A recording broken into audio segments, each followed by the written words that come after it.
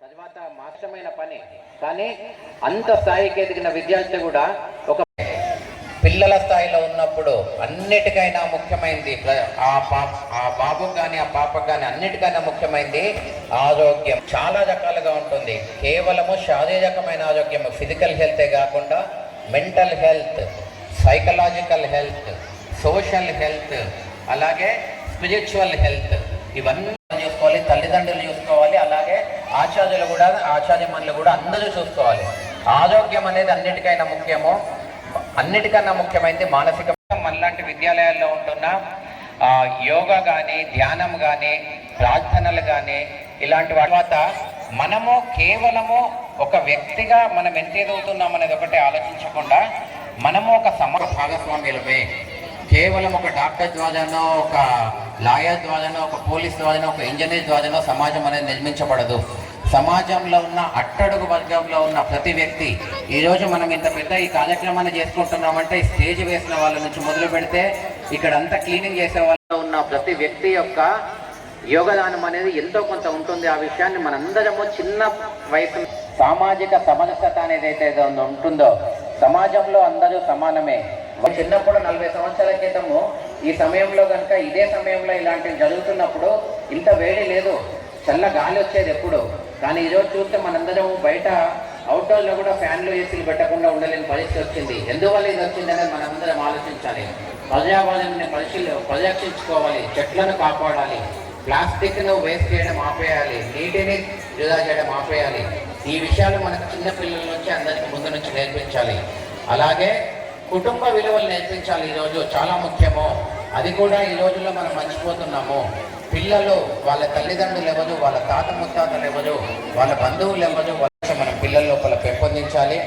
అలాగే మన సంస్కృతి సంప్రదాయాలను కూడా కాపాడుకోవడము, కుటుంబంలో అందరము కలిసి ఒకసారి అయినా భోజనం చేయడం, వారంలో ఒకసారి అందరము సెల్ ఫోన్ లేకుండా కూర్చొని మాట్లాడుకోగలగడము, మనము కేవలము డిజిటల్గా అందరము అతుక్కోకుండా టీవీ చూసుకుంటూ తినడం, ఇలాంటి అలవాట్లను మార్పించడం, పిల్లల లోపల చేయడము, ఇలాంటి చాలా చిన్న చిన్న విలువల్ని చిన్నప్పటి నుంచే మన నానగ్రామ్ కూడా స్టార్ హాస్పిటల్లో ఆర్థోపెడిక్ సర్జన్గా పనిచేస్తూ, అంతేకాకుండా సేవా భారతి ఆధ్వర్యంలో నడుస్తున్నటువంటి వైద్యశాలకు డైరెక్టర్గా ఉంటూ పేదవాళ్ళు ఎవరైతే ఉన్నారో వాళ్ళకు కార్పొరేట్ ఆపరేషన్స్ అవసరం ఉన్నా కూడా టోటల్ పూర్తిగా ఉచితంగా చేస్తున్నారు వారు.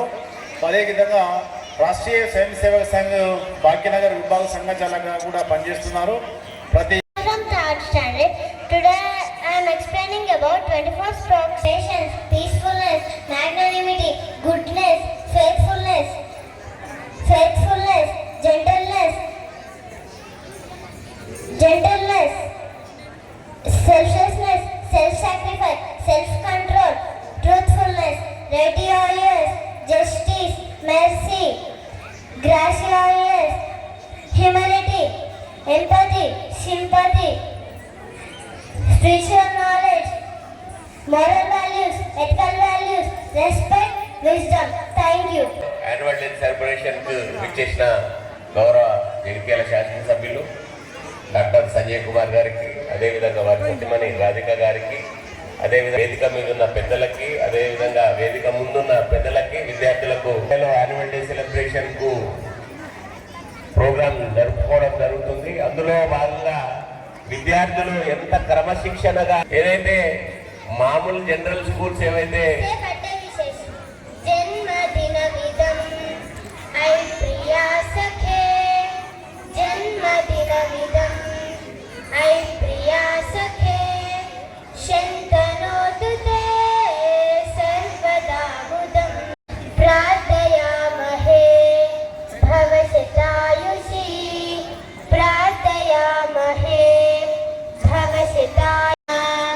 కీర్తిమార్జయా పుణ్యకర్మణా కీర్తిమార్జయా జీవనం తవ భవతు సార్థకం జీవనం శంతనోతు తే సర్వదా ముదం. యాన్యువల్ డే సెలబ్రేషన్కి వచ్చి విద్యార్థులకు మంచి విషయాలు ఏవైతే ఉన్నాయో అవి చిన్నారులందరికీ నా శుభాశిస్సులు తెలియజేసుకుంటున్నాను. మన సంస్కృతి సాంప్రదాయాలను విలువలను నేర్పిస్తూ గీతా విద్యాలయం స్కూల్ ద్వారా పిల్లలందరికీ మంచి విషయాలలో ప్రోత్సహిస్తూ ముందుకు నడిపిస్తున్న ఉపాధ్యాయులకి ఆ దిశగా పిల్లల్ని ప్రోత్సహిస్తూ ఈ స్కూలుకి పంపిస్తున్న తల్లిదండ్రులందరికీ నా అభినందనలు తెలియజేసుకుంటూ పిల్లల్లో చదువుతో పాటు సాంస్కృతిక కార్యక్రమాలు, కాంపిటేటివ్ ఎగ్జామ్స్ మరియు సెల్ఫ్ డిఫెన్స్ ఇక్కడ అన్ని కార్యక్రమాలు చిన్నారులు చేయడం చాలా సంతోషకరం.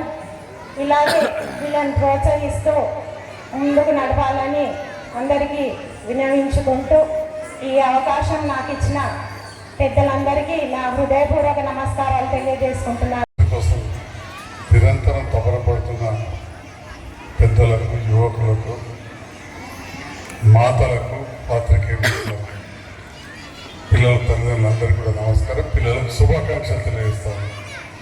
చాలా సంతోషం. ఈనాడు ఈ కార్యక్రమంలో ఈ ప్రాంతం నుంచి చాలామంది ఇక్కడ ఉండే మా యువ మిత్రులు, రాజకీయంగా కూడా కౌన్సిలర్లు, మాజీ కౌన్సిలర్స్ వాళ్ళందరూ కూడా రావడం జరిగింది. ఇప్పుడే ప్రధాన వక్తగా వచ్చిన పూర్వ విద్యార్థి, అంటే ఇక్కడ చదువుతున్న విద్యార్థి వేద గారు, వారి తండ్రి గారు నాకు ఒక గురువు, ఒక కంటి డాక్టర్గా ఉన్న డాక్టర్ జనార్దన్ గారి కొడుకు. మరి ఇక్కడే చదివి ఈరోజు రాష్ట్రంలో ఒక గొప్ప ఆర్థోపెడిక్ సర్జన్లో ఒకరిగా చదవమని అవుతా ఉన్నారు. ఈ గీతా విద్యాలయం గత 50 సంవత్సరాల పై నుండి కూడా ఎంతోమంది ఆనిముత్యం లాంటి విద్యార్థులను ఇచ్చిన సంస్థ ఈ గీతా విద్యాలయ సంస్థ. ఈ గీతా విద్యాలయం స్టార్ట్ అయినప్పుడు నేనప్పుడు జగిత్యాల వీక్లీ బ్రదర్స్ స్కూల్లో, లేకపోతే జస్ట్ అప్పుడే న్యూ హై స్కూల్కి పోయినా. అప్పుడు ఇంట్లో 5th, 6th, 7th ఏదో స్టార్ట్ అయింది, నాకు జ్ఞాపకం లేదు. కరెక్ట్గా నాకంటే ఒక సంవత్సరం చిన్న వాళ్ళకి అవకాశం దొరికింది, నాకు దొరకలేదు. సో నా తమ్ముడు, మా చెల్లె మా తమ్ముడు ఇద్దరు ఇల్లు చదువుకున్నారు. సో దాంతో ఇక్కడ రావడం, అప్పుడున్న వ్యవస్థాపక ఆచార్యులు కావచ్చు, అందరితో కూడా పరిచయం. ఇప్పుడే పక్క నుంచి శంకర్ డాక్టర్ సార్ చెప్తున్నారు, నాకు తెలుసు. కానీ మన అంటే ఇది మొదలుపెట్టినప్పుడు మీ నాన్నగారు కూడా ప్రధాన పాత్ర వహించారు. ఆ టీంలో కొంతమందిలో సభ్యులు అన్నారు. ఆ విషయం నాకు తెలుసు. మా నాన్నగారు, రాజకృష్ణరావు గారు, మల్లారెడ్డి గారు, టీడే కిషన్ గారు, దామోదరరావు గారు, ఎమ్మెల్యే ఉండి బుగ్గారం చనిపోయి, మల్లారెడ్డి కిషన్, వీళ్ళందరూ ఉండి. ఎందుకంటే అప్పటికే నాకు స్కూల్లో కొంచెం పెరిగిన. సో అప్పటి నుండి చాలాసార్లు కూడా ఈ పాఠశాల బాధ్యులు ఎవరైతే ఉంటారో చాలాసార్లు నన్ను ఆహ్వానించి గౌరవించుకోవడం, కొంతవరకు నాతో అయినంతగా కొన్ని సేవలు వినియోగించుకోవడం జరుగుతాం.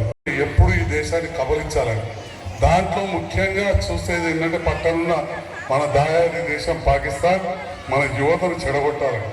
దాంట్లో భాగంగా పక్కనే ఉన్న బార్డర్ పంజాబ్లో యువతకు మాదక ద్రవ్యాలు అత్యధికంగా అలవాటు చేశారు.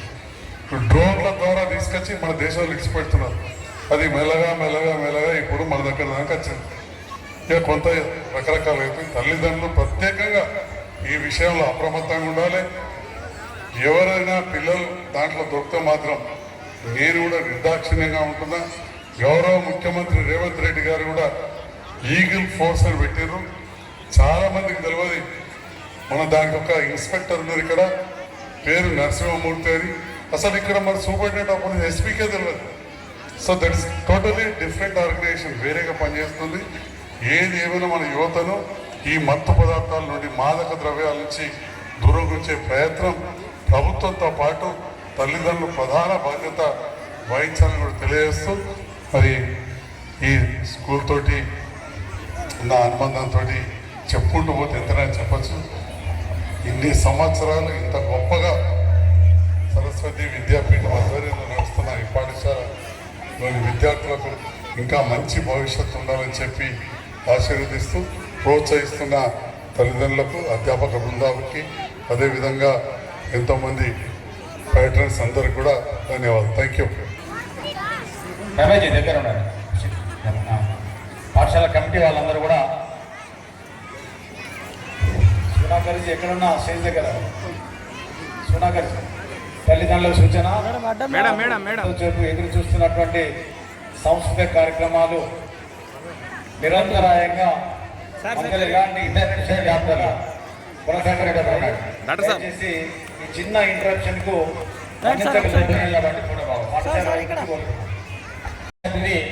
శ్రీమతి సమీర్ల వాణి శ్రీనివాస్ గారిని కమిటీ సభ్యులు సన్మానించాల్సిన కోరుతున్నాను. అతిథులందరూ కూడా వేదిక ఉంచినటువంటి ఆసనాలలో కూర్చొని సవినయంగా మనవి చేస్తున్నాము. ఒక 10 నిమిషాలు అలాగే కమిటీ సభ్యులందరూ కూడా ఉండాల్సిన కోరుతున్నాం.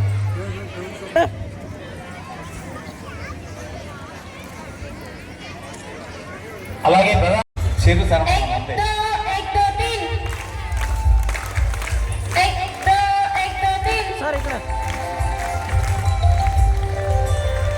జిల్లా విద్యాధికారి అలాగే ఈ కార్యక్రమ కల్చర్ ఎలిగేట్ రాజప్రసాద్ గారు వేదిక ఉంటున్నారు. వారికి సన్మానంతో వేదిక కార్యక్రమం ముగుస్తుంది. తర్వాత